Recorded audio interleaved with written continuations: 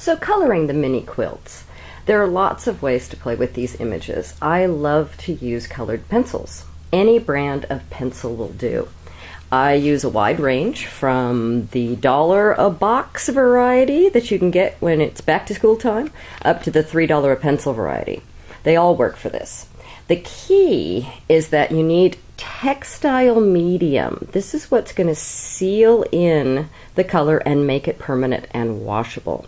Any brand, it doesn't matter. It's sort of like the glue. It's essentially the base that makes acrylic paint permanent and washable on fabric. So you need a little of this.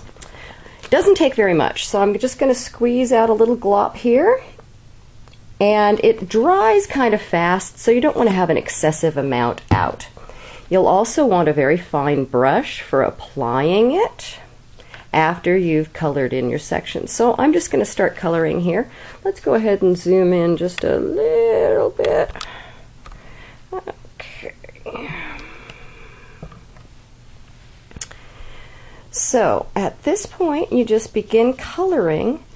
When I am ready to color these quilts in, sometimes I will pick the border fabrics first, and then I will select the pencil colors to coordinate with that. That's one way of kind of going at it smart. Other times I will just start coloring things in colors that I like, and then I just desperately search through my stash to find then coordinating border fabrics. Depends on if you want to design front end or back end. So here we've applied the color. Now I do this section by section because if I were to pass over it with my hand as I'm working, I'm likely to smear it. So now I'm going to pick up just a little bit of that textile medium, and I'm going to coat right over what I have colored. You can see already that the color, let's come in just a little closer, whoops, the other way. You can see how the color is becoming a little more saturate and it's blending it in. One of the other things that you want to do, and why you want to do it section by section, is you can see, I think you can see here, that I'm picking up a lot of color on the end of my brush. So I'm not going to want to transfer that into my next color as I place it on my piece. Okay, so that's all filled in now, so when that dries, it's going to be permanent and washable. So I would continue to do that whole section. If I wanted to do all of perfection in one color, I would do that.